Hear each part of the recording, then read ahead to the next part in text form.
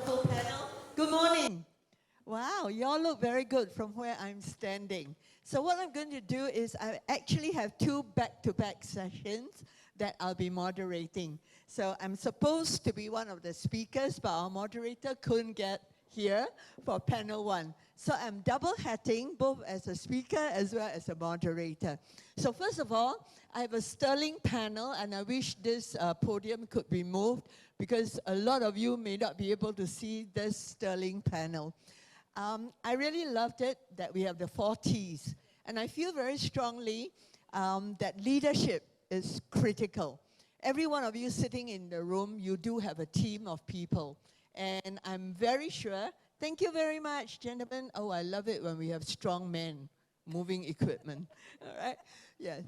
A lot of you do have teams, and you are leading. And so the message from the top is critical. And if you do sit on boards, and I know a lot of you in this room do, it's very important that you transmit that ethos, culture, and the ethics that you wanted to carry forward. So values is a very important part of the conversation. So what I'm going to do with this sterling panel is they have long CVs. I'm going to give them an impossible task. Introduce themselves to you up close and personal. Each person allowed 3 minutes maximum. Okay, so I'm going to start with you, yeah? A man of few words because his role title is technologist, Mr. Othman Abdullah. Bismillahirrahmanirrahim. Very good morning. Assalamualaikum warahmatullahi wabarakatuh. Prof. Annie earlier before we started already warned us, you know, make it very short. Only say things that you want people to remember about you. First of all, I represent Silver Lake. We are household names to banks in Malaysia. If you are working for a bank in Malaysia, I think you would have heard about us. We provide IT solution. I'm not the founder, obviously, but I've been with Silver Lake for the last 26 years, coming to 27 years this May. Can we clap to that? I love it because I love loyal, all right, dedicated technologists. Yeah. So as Silver Lake, as a solution provider, we have the privilege of being very hands-on in digital transformation. With our strategic partners, we don't just execute the transformation, we also have been trusted by our long-time customer to come up with, to help them even at the ideation stage. We have always been invited to present, to share with our client what is latest in the market, to share them what are the ideas to be proposed in the transformation. So that's one thing that I would like you to remember about me. The second thing is I also sit in the board of Bank Pembangunan of Malaysia, the Development Bank of Malaysia. Just like Dr. Kurida, we have full-time job and we also sit in the board. So she was asking me just now, is Development Bank of Malaysia using Silver Lake? The answer is no, otherwise it will be a conflict of interest. Yeah? So with this combination of me being in Silver Lake for a very long time and being seated in the board of Bank Pembangunan, chair board IT committee, I do have a good mix of knowledge from both solution provider perspective as well as from the end user perspective. So therefore, I will be able to share my views from both of these perspectives. Thank you. Okay, qualify. You can sit on this panel. Just pulling your leg, all right? Daphne. Yes, hi everyone. I'm Daphne Ng. I'm the founder and CEO of Didoco. We are headquartered in Singapore and we have presence mainly now in Southeast Asia. So one of the main key solutions that we are focusing on is on data trust and focusing on verification of 2 main domains, document verification as well as communication verification. So, I mean, how many of us here, you know, today, nowadays, when people call us, we don't want to pick up our phones, or when we receive a message from saying that they're from healthcare or from the hospital or from the financial service or bank provider, and we're just not so sure. So part of our solution that we're focusing on now is providing a simple way for consumers like you and me to have the assurance to click through or to pick up our calls, the ability to verify against phishing and scams, and the ability to do proactive fraud management. We are a scale-up company now. We are invested by Vertex Ventures, which is Temasek-backed.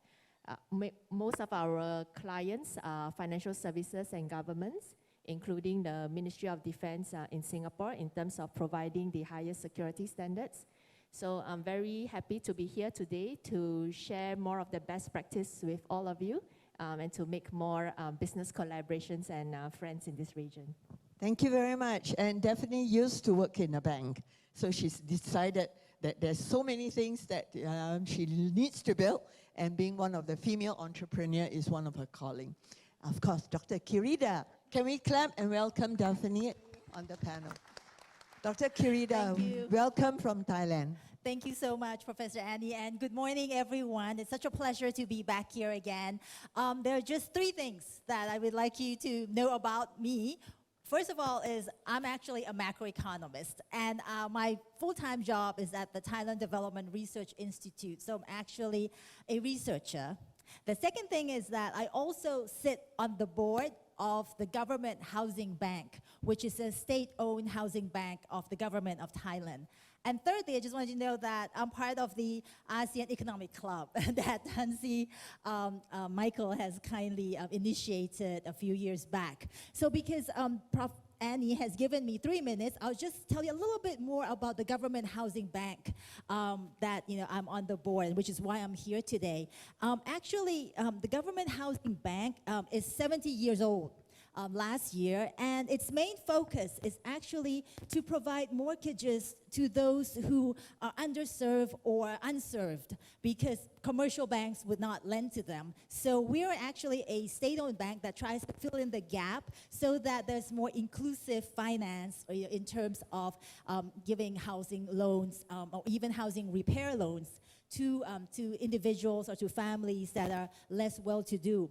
But to say a little bit more about it is that we have actually embarked on digitalization and transformation 6 years ago. And you know what? Today, 90% of our transactions are digital.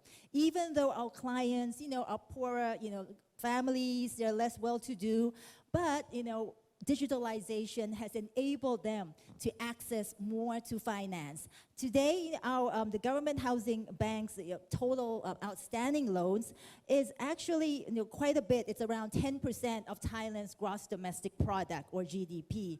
It's around 230 billion ringgits today. So it's not a very small bank. And interestingly, our non-performing loans is less than 4%.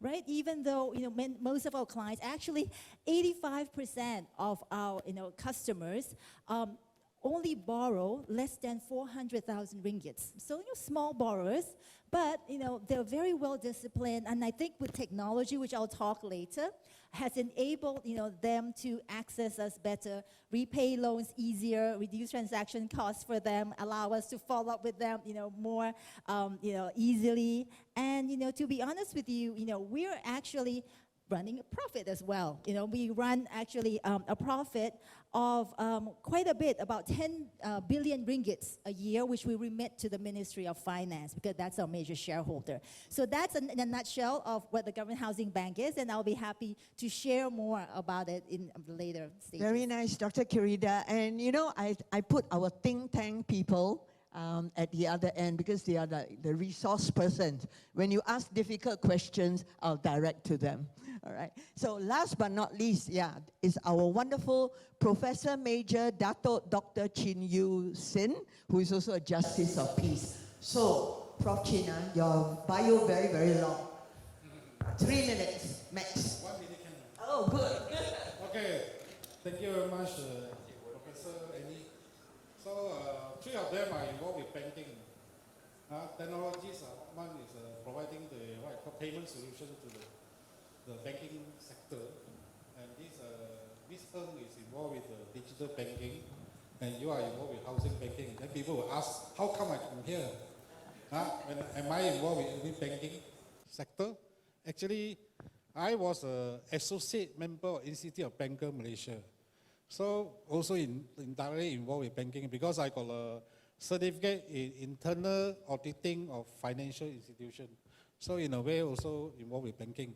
Other than that, I'm a certified financial planner, also a registered financial planner. On top of that, I'm also an Islamic financial planner, and Sharia registered financial planner, also a registered financial consultant from US. So in a way, also involved with this banking and this finance sector.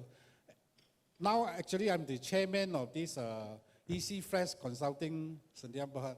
This company is involved with providing what I call consultancy to SME who wanted to borrow this SME loan. So in a way, also I'm involved with this financial sector also. On top of that, also I'm the president of this Global Strategy Research Center. So I used to do a lot of research on many topics. So this topic also something related to what I'm doing now. That's why I would like to give some what I call insight on what is going on in the banking sector. Afterwards, thank you. Thank you very much, Prof. Chin. Can we all clap for this amazing panel? Okay, great. So I'm going to do what I call the meaty round. All right, the round that actually will allow us to understand what's happening in terms of the trends and how are we enhancing trust and building, all right, future-proofing all our banking sector. So I'm going to start again with you, Othman. Amazing 20 over years in Silver Lake, and I'm sure you've seen the trends changing in the financial sector as well as in the resiliency of the banking sector. Maybe you could tell us briefly, but yet with enough building of knowledge, what is the state of banking globally right now, and how are you helping to solve the big problem? Okay, thank you, Prof. Annie. When I introduced myself just now, I didn't mention about my specialization. So I actually do wear multiple hats in Silver Lake. I think if you look at my title, is CEO of Islamic Finance, but I'm also a consultant of core banking solution. And I have been very involved in digital transformation. So I would like to address the point here to anchor on the topic of digital transformation. Few years ago, right, we will talk about, transformation plan and things like that. But by today, I believe all of us here would already be so exposed that all the financial institutions today are already doing digital transformation, right? Because our life is so digital. Our customer today have much higher expectation. We would like convenient. We would like hyper-personalized services, right? We expect that our bankers to already know about us. So these are already customer expectations. So therefore, all financial institutions that we have been servicing are already at some point in their digital transformation. Some are more advanced than the other. Yeah, National Saving Bank is a customer of us. So I'm glad to hear that they're already in very much digital. So the point here is all the financial institutions in Malaysia or in ASEAN countries, they are already doing this digital transformation. Some are more advanced than the other. Some are still just modernizing their channels to support more digital services. Some are already digital to the core. Yeah, even their core banking are already embedded into the digital element. So when we talk about digital transformation, we always refer to these three pillars. First pillar is people, process, and technology. So when you talk about digital transformation, you cannot avoid looking into all these three aspects. People, process, and technology. Relating to the topic of our discussion today, right? Talent, transformation, trust. Yeah, I would like to just touch on the two of the pillars, yeah, which is the people and technology. But I would start with the technology first, because even the technology part will have implication on the people aspect. One thing that we need to be very aware, technology moves very fast. Yeah, so all of us, I think here we have my company providing IT services and all that. We know that technology moves very fast, but we need to remember some of these are just noises. Yeah, some are really disruptive. Yeah, no argument about that. Some are really disruptive, some can improve efficiencies, but some are just noise. So we need to be very careful in catching up with technology evolution. One thing that we need to remember when we talk about trust, financial institutions live based on trust. Without trust, financial institution, will have no future, right? So therefore, you cannot afford to do anything that will actually have implication on your trust. So therefore, when we want to adopt technology, we have to remember very well that technology and cybersecurity come hand in hand. So unless we are comforted that this technology is proven, secured, and practical for the consumers, there's no place for financial institution to experiment with this technology. Yeah? There's no place for financial institution to experiment with people's money, right? Otherwise, the trust will be at stake. So that is actually from technology point of view and how I relate it to trust. Next, I would like to touch on the people aspect of digital transformation. As I mentioned earlier, technology moves very fast. So how do people catch up? Yeah. So because in digital transformation, you need the right talent to execute the transformation. Yeah. So, but how do you ensure that you always have this right talent? Do you keep hiring people all the time? Of course, you cannot afford that, right?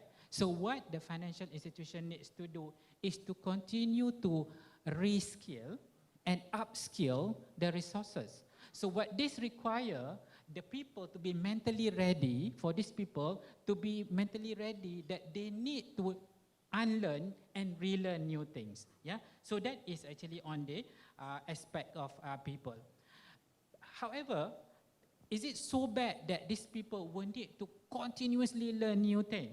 As I mentioned earlier, technology moves very fast, but we need to wait for this technology to be matured for it to be implementable in a financial institution environment.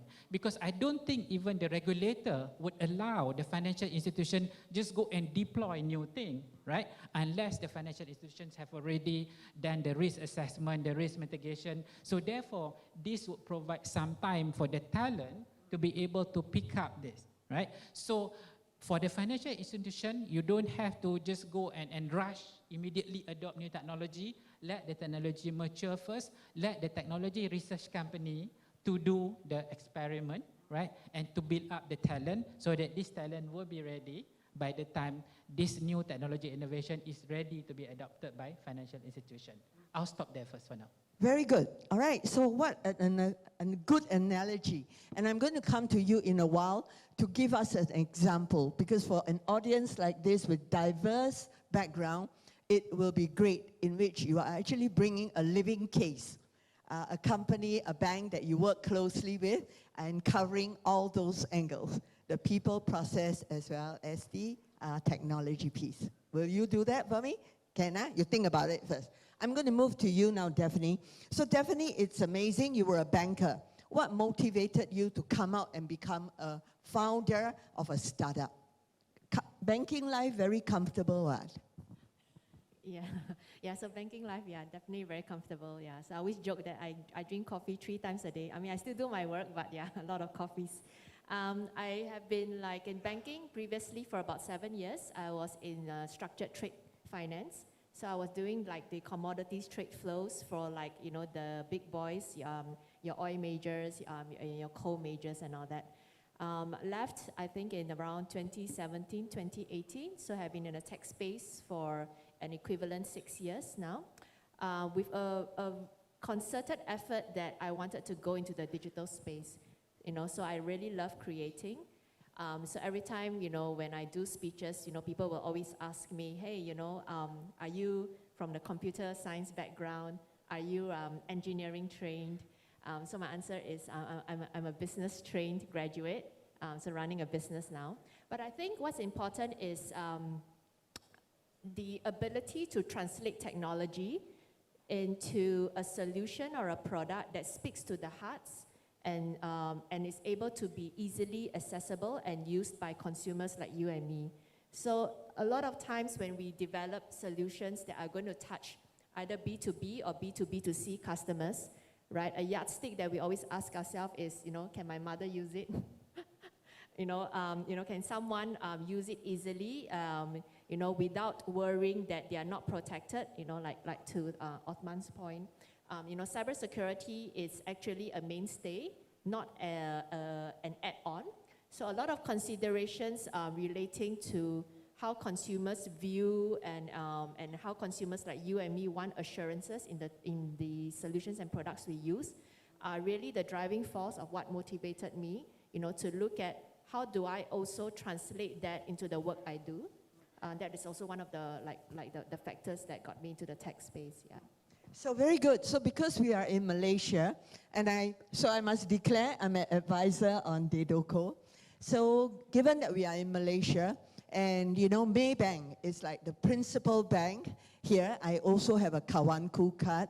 All right, I have an account with Maybank. And Maybank is very well served by, you know, Silver Access and Silver Lake. So all these banks are very well served. But one of your best example of collaboration was DEDOCO with Maybank. Can you share with us what exactly do you do with them? Yeah, so from the digitalization process that started about 3 years ago, we started with an SME banking use case. So as you know, SME banking has a lot of use cases, right? You need to sign loan agreements, you need to do mortgage refinancing, you need to apply for your auto loans, and you need to have a few things in place to complete the transaction, not just from the digital document perspective. You need to also attach that digital document to an identity. You also need to integrate it with the Active Directory of the bank, for example, to know who is the staff that is generating this transaction. How do you actually create the audit trail for this transaction? So from the use case perspective, from the digitalization perspective, we started our collaboration with Maybank on that. Started from Singapore because that's where you know our company was first headquartered, but we have since extended it you know, to include digital identity that is linked to POS Digicert in Malaysia. So I believe you go to the Maybank website, you would actually see the functionalities of that being powered by our document technology, the ability to also verify, not just sign. So one of the new enhancements that we're doing now is how do we also incorporate video signing? Right, so I think a lot of us, we are very used to interactions, you know, for various transactions where if it's a remote transaction, I have to sign a physical paper, I have to put the paper up against the screen, you know, because it's a conference call, and then I need to say yes to certain clauses, and then I need to also identify myself. So the ability to link evidence and the ability to provide in a way that is easy to use, this is also one of our extension of our document signing and verification product now, yeah. So I want you to think about the next round when I come to you again. What are some of the challenges of a startup? And with deepfake, all right, how can I trust that the video is trustworthy, even though you think that's the face of the people participating in the meeting with you?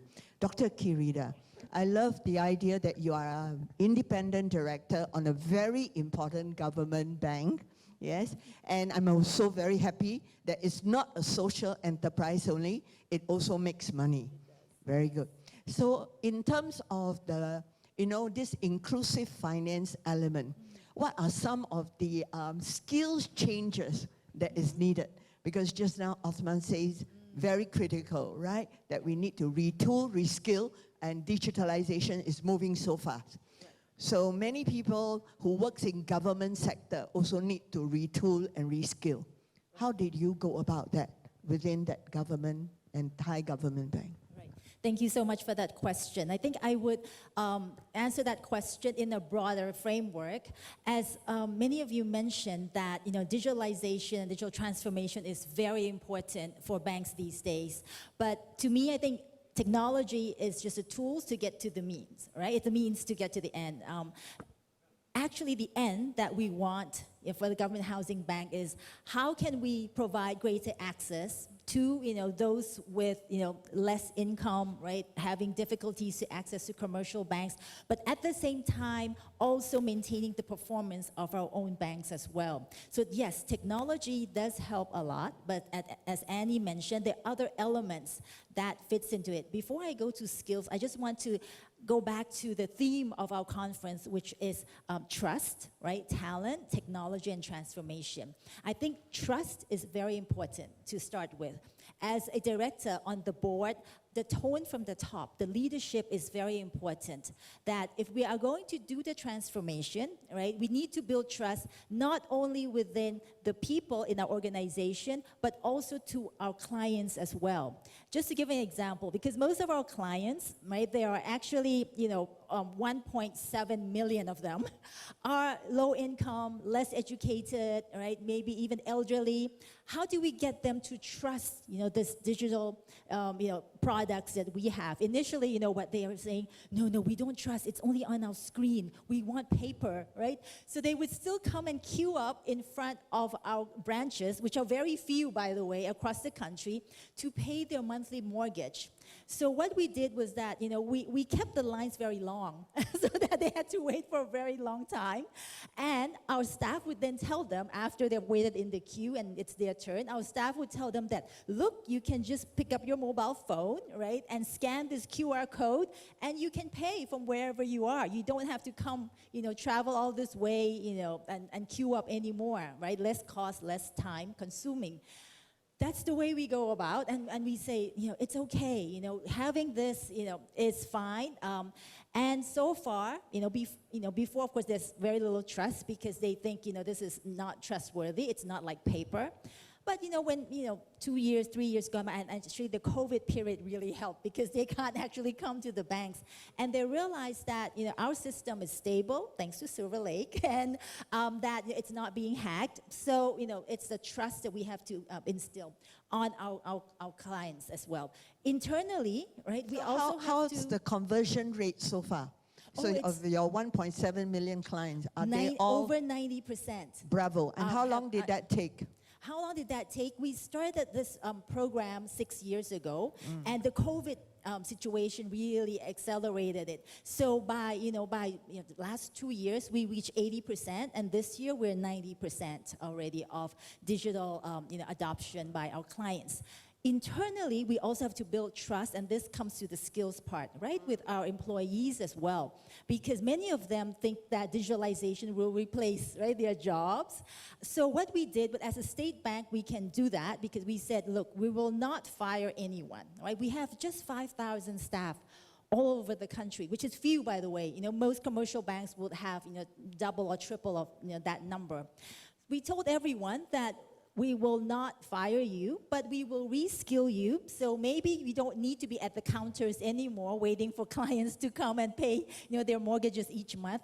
But we will reskill you so that you can be our loan officer, or you can help go and, check, the assets, that our clients want to buy, right? So we did reskill, most of them, and we did that. We did not fire anybody. We had golden handshakes. We did a limited number each year, which many of the people, of our staff, took it.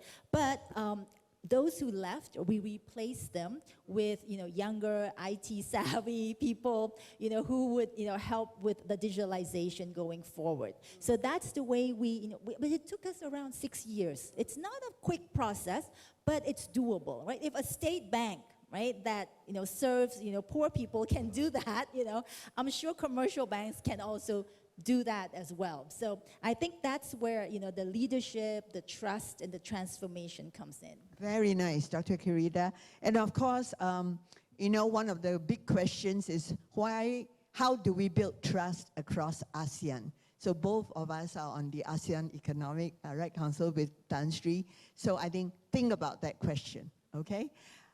All right, Prof. Chin, I wanted to hear about your recent research because you were, hinting that there's a piece of research that you are doing under your research center, and it's pointing to the future of banking. Okay, thank you very much, Professor Annie. People used to say, a big fish will eat a small fish. This is true only in the era of production economy, whereby the economy of skill is very important, especially to those manufacturers.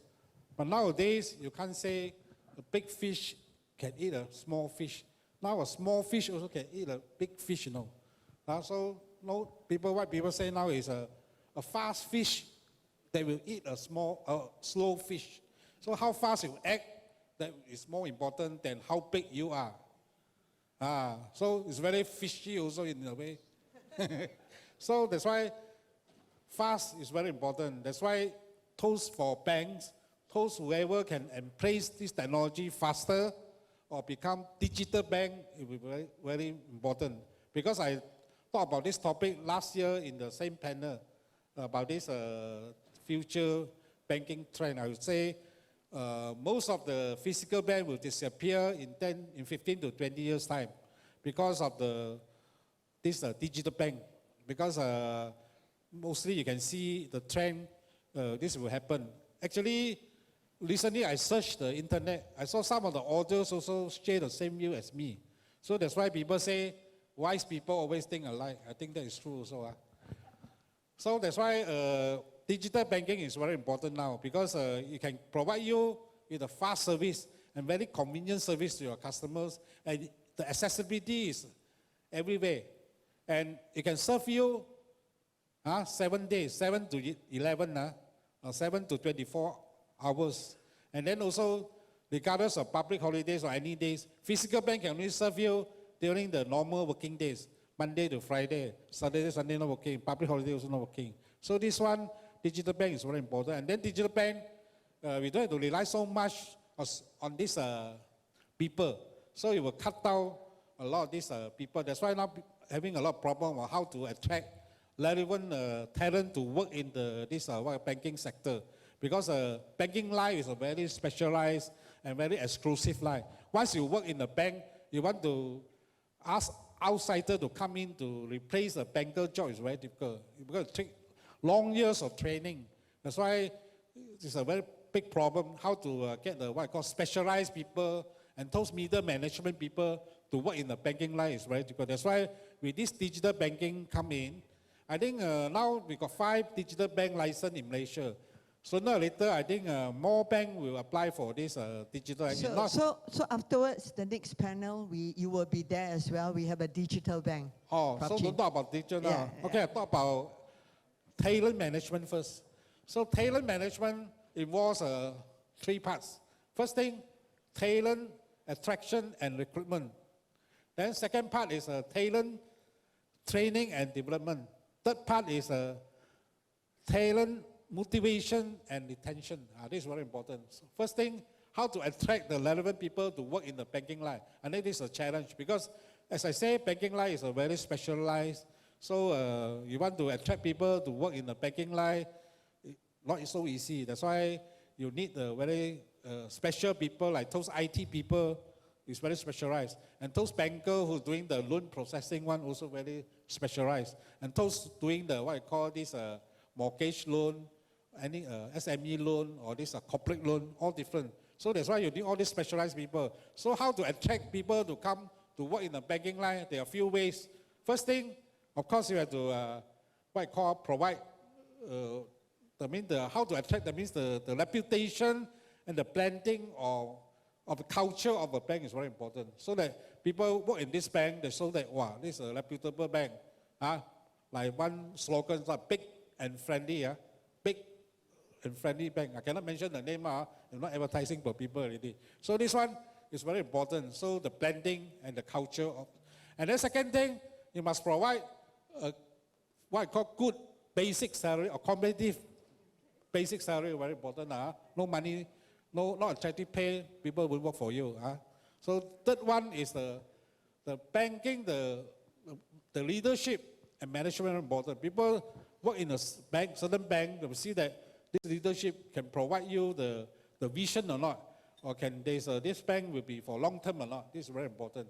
So the fourth one will be instead of the tangible benefits, you must give them the intangible benefit also, like all the fringe benefits also very important. People now not only looking for salary, they must get other intangible benefit. What I call the job satisfaction also very important.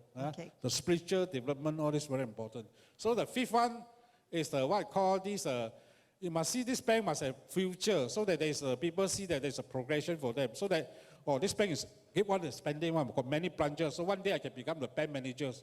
Or got this overseas branches, I can become a bank manager in overseas branches. All these people will look at it, especially when workers, when they come in as a young people, the time they are not married, maybe single.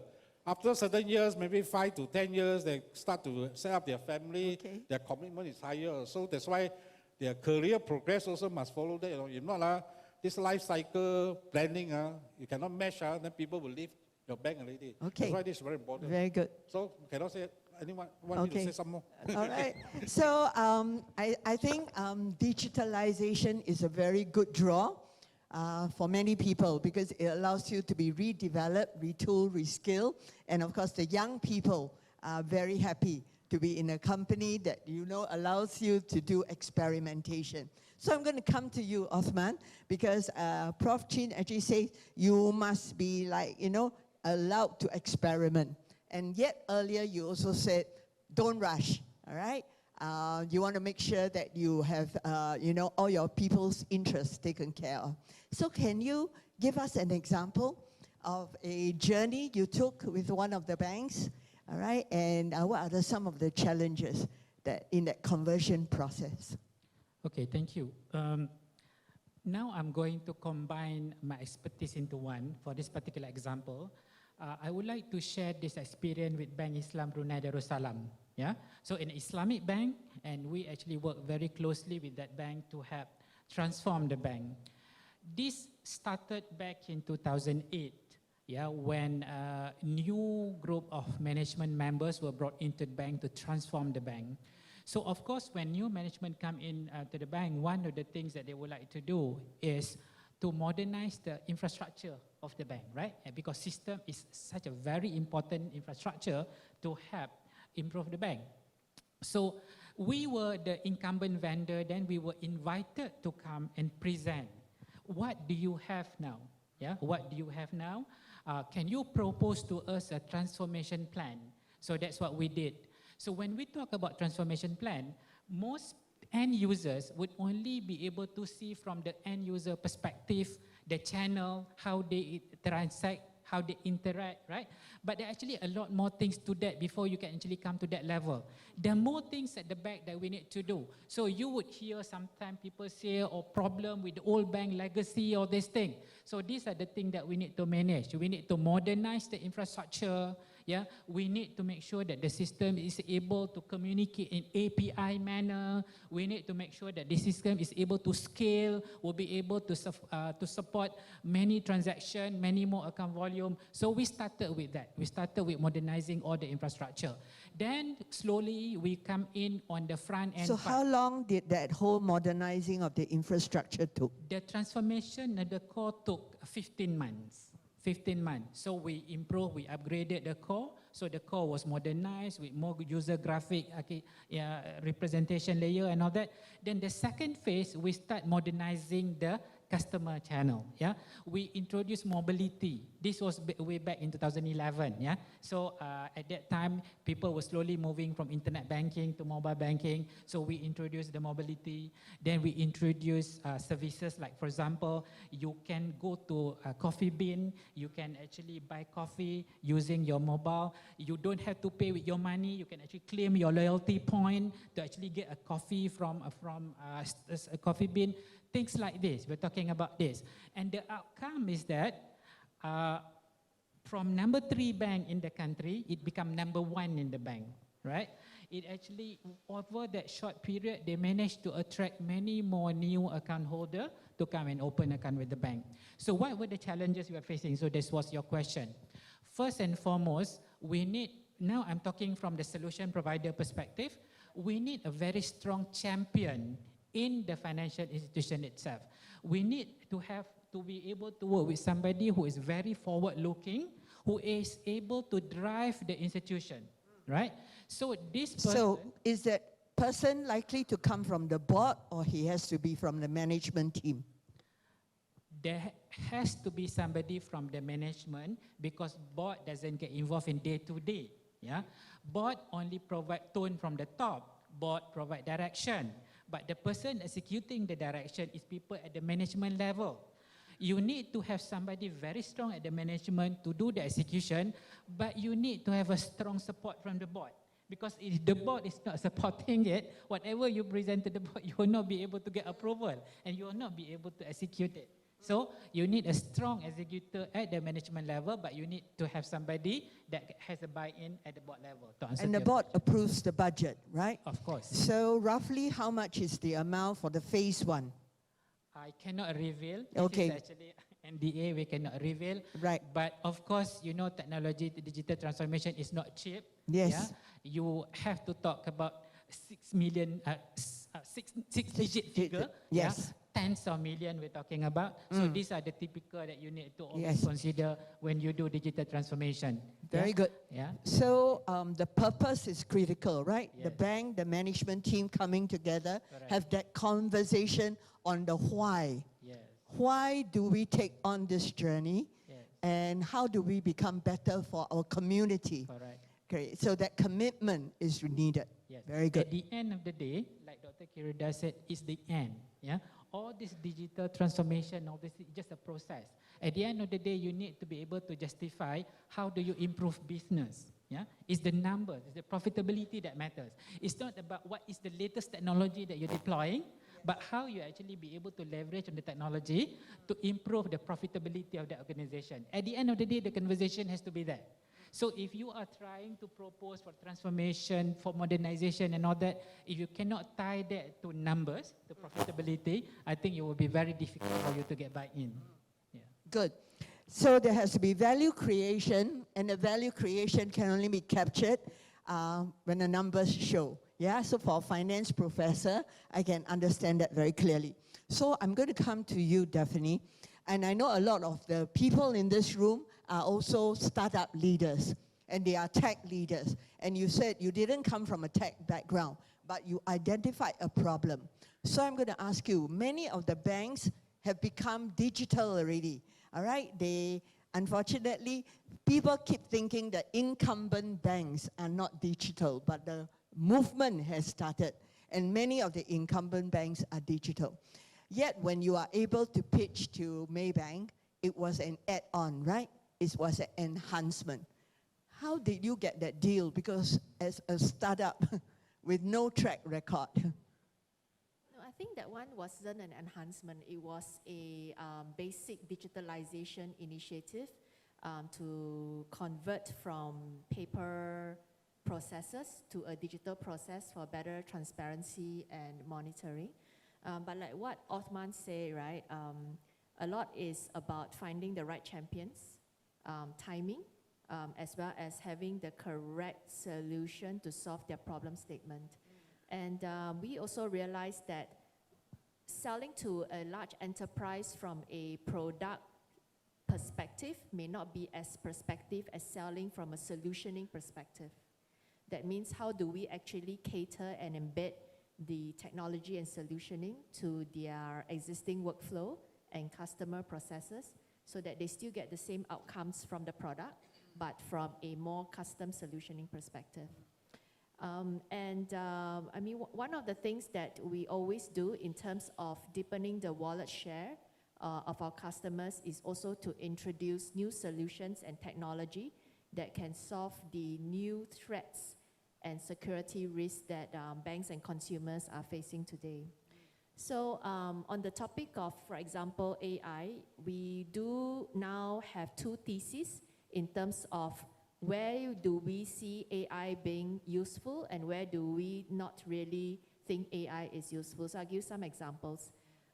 If we are talking about digitalizing paper to digital and we are talking about OCR process, right? OCR itself is just translating and converting it into a what, right? From the AI, and because AI to us, the application of it is analytics, the AI perspective is actually quite useful in terms of determining not just the what, but determining two other things. Number one is the identity. That means can you identify the person who's writing it?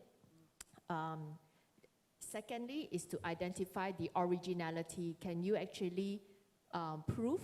That means not just the who, but can I trust this document, whether is it original or not. So I think an enhancement from a existing technology like an OCR can actually be more transformative in providing that trust. So another example of where I think, at least from a personal opinion, where I think it's kind of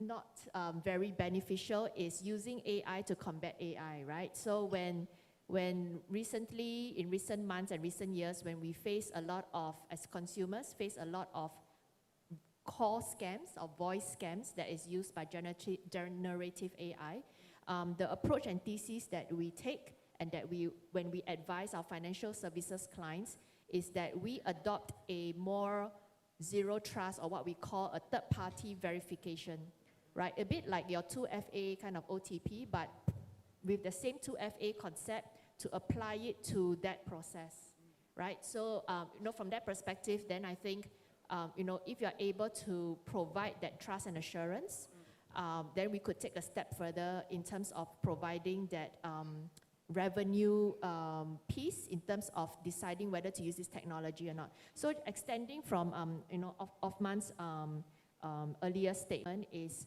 how do we actually drive revenue, not just, looking at technology as an expense. So some of the key metrics that we use are two key metrics. One is either productivity or customer engagement. So for example, like our ping solution, PING ping solution, if you think about it, while we are actually protecting against scams and phishing of the brands, actually what we are really doing is driving customer engagement. That means bringing the trust back, making sure that they continue interacting with the omni-channel message or calls, pick up their calls. And with increasing customer engagement, then that is a revenue driver, not just a line expense, right?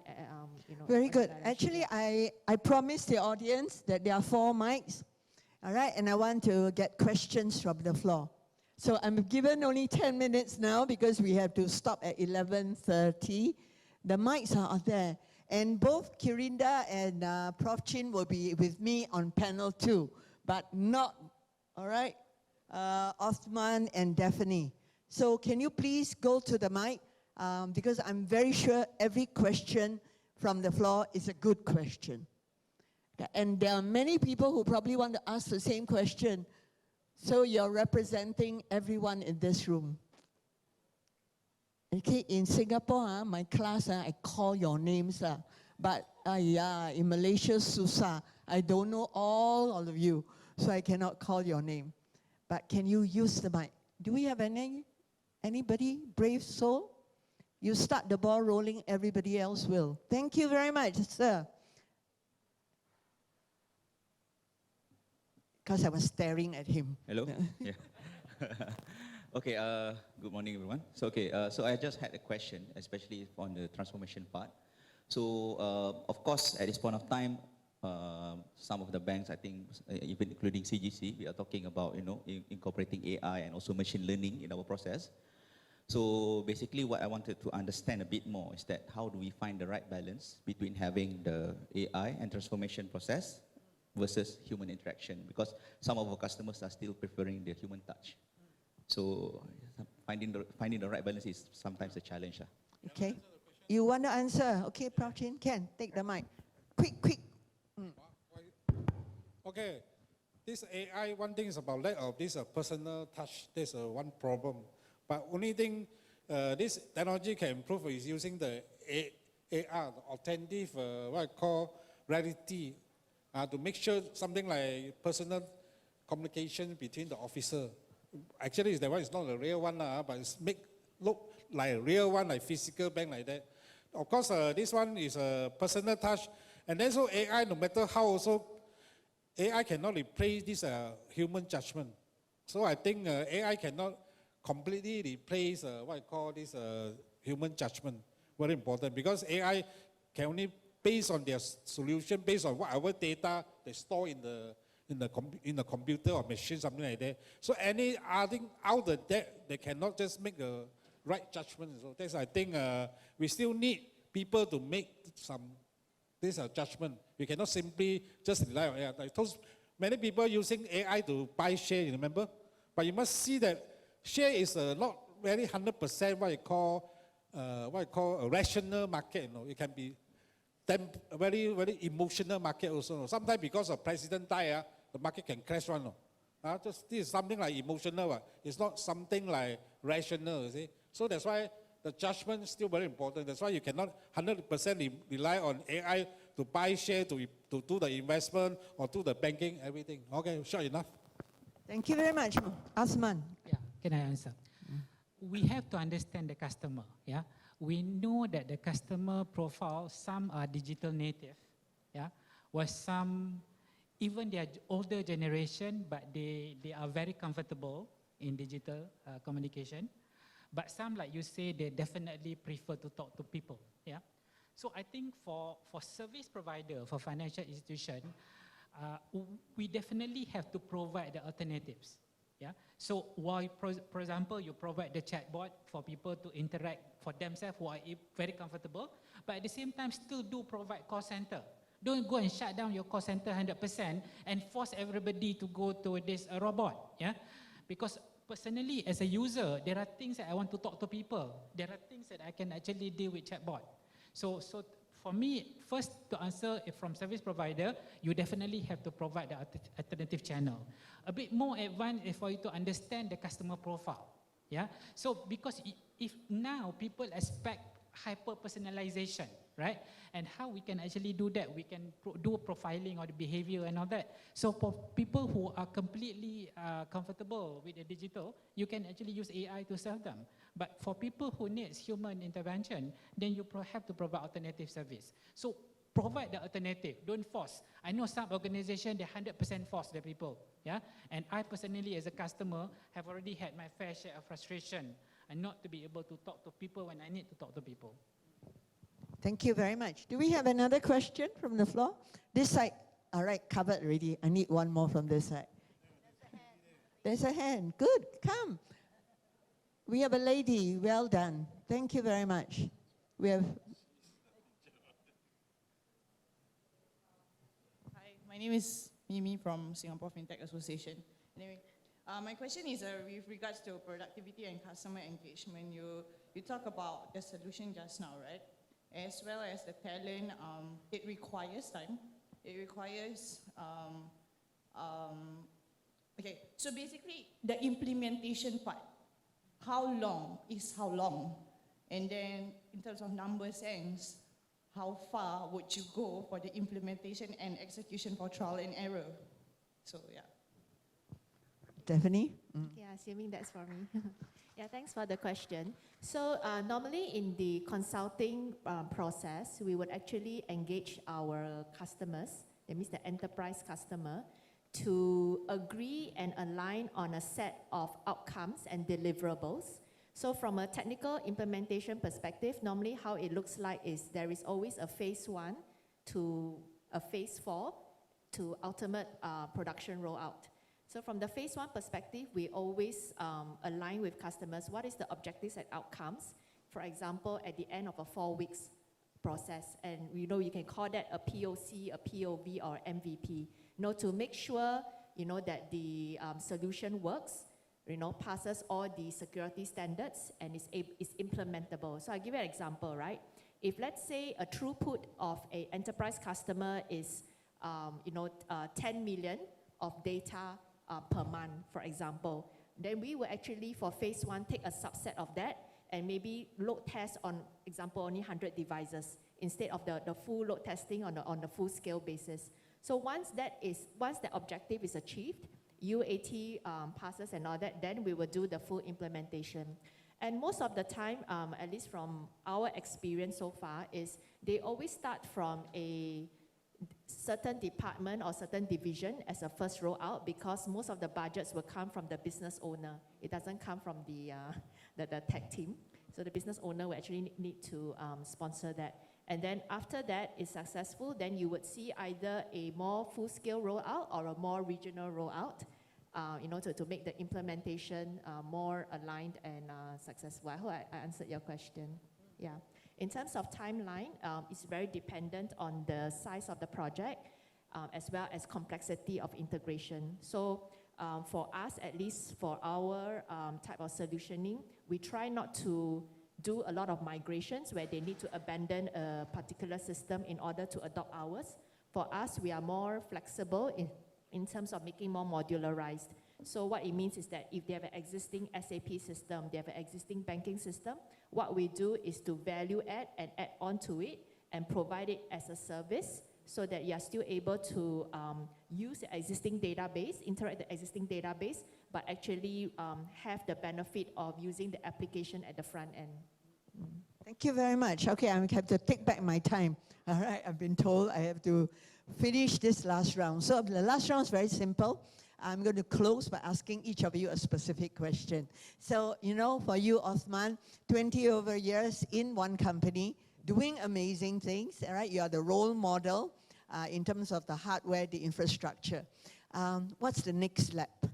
How are you seeing the role of Silver Lake and the way in which you're working with both the financial community and the regional financial community? I think a very short answer to that, I like the question on AI. Yeah. So we have come to a stage where we really cannot ignore AI. So therefore, you have to focus more research to how to create use cases for AI in a practical environment. Yeah. So definitely, we cannot ignore AI because AI has taken, you know, a lot of things in our life today. And more and more research into AI, more and more innovation on AI. So as a service provider to financial institution, so definitely AI is in our radar, right? We need to make sure that we can get our customer, as in our bank client, to be ready to be there. At the same time, start proposing to them what could we do together, leveraging all these AI capabilities to improve efficiency as well as to improve customer services. So can I ask extension to that question? Does Silver Lake do everything yourself, or do you also collaborate with startups, all right, especially in new areas? We do have collaboration as well, not just everything internally. We do have collaboration as well. Very good. Thank you very much. Daphne, where do you want to take the DOCO? All right, and to you, what does success look like? So immediately in the next 12 months, we are very focused on Southeast Asia. So this month itself, we are deploying in Thailand and Indonesia as we speak, and meeting some of the few people here at this conference wanting to expand into the region. What does success look like to me? So I'm very focused on being purposeful for my team. So we are a group of ambitious entrepreneurs. As part of the group, I'm leading them. So what does success looks like to us? I think this year and next year would be transformative in terms of securing, you know, a few trajectories in the telco space. So I'm actually looking forward to that because that's a new space for us. So I want to also push you a bit. Prof. Chin earlier mentioned that retention. How do you keep your people? No. Definitely. I will come to you in a while. Okay, so I think two ways. Startups don't pay very well, work long hours, all right? Equity options, very dicey, don't know what the upside look like. Okay, yeah, so two ways. The practical approach in terms of economic interest is really drawing the big pie every month to show them, you know, if we achieve this, you know, showing them the way forward. So my philosophy is every staff gets a stock option so that when we do well, you know, everyone benefits for it. So a sense of purpose from there. Second way that I believe in is, and I've always been doing it and it seems to be working well, is I am very focused on my core team of 4 to 5 team leaders.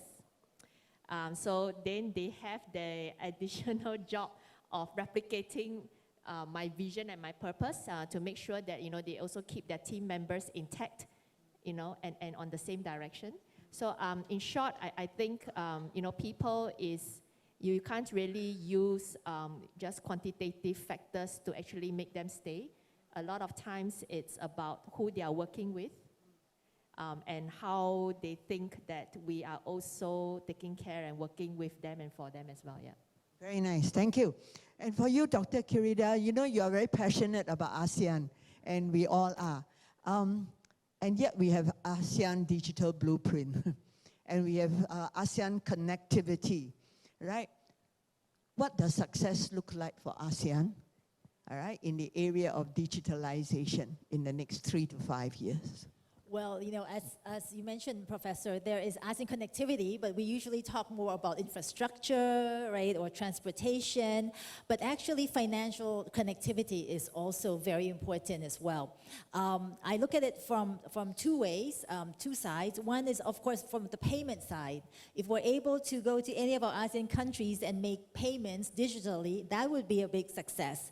I know many of the central banks have begun piloting the central bank digital currency, right, which is a wholesale experiment right now where, you know, currency exchanges can be done much faster than before. So like the Bank of Thailand, for example, has a project with the Hong Kong, you know, central bank, with China, and also with the United Arab Emirates, just to do the test. So on this end, on the payment side, I think there's a lot to be done to collaborate more as well. On the other side is on the cybersecurity side, which I see as a very big, you know, trust factor now that, you know, many people are, you know, sort of afraid of using, you know, digital payments because of this issue. I think there needs to be more collaboration on, you know, tackling cybersecurity, because there's a lot of money now, you know, being, you know, tricked from people from one country and transferred out, you know, very quickly, and it sort of disappears to the black hole, and we can't actually track and, you know, get the money back. So this is another area where I think it would be great, and it would be a success, you know, in the next 3 years. Very good. So, Prof. Chin, I'm going to make you do your hat. If you were to summarize what we have said on this panel, can you put it together in one sentence?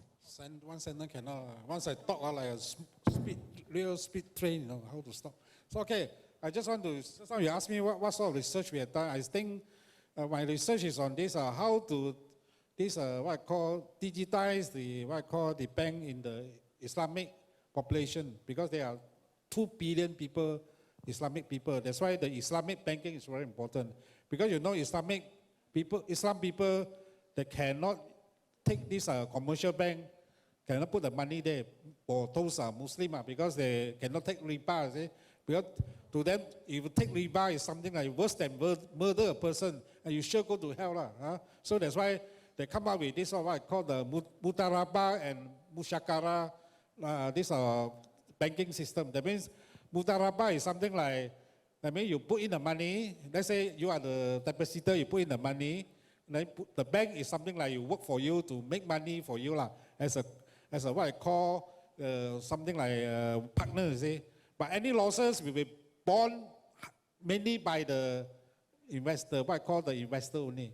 So for mushakara is something like everybody put in the money, then you share the profit and share the losses together. So these most of the Islamic bank, like Bank Muamalat, is so many Islamic bank like this one, what I call MBB Islamic Bank, all these, they all use this concept. That's why I think this concept will be important for, you want to penetrate the what I call Muslim population, 2 billion people, and this is a very big market.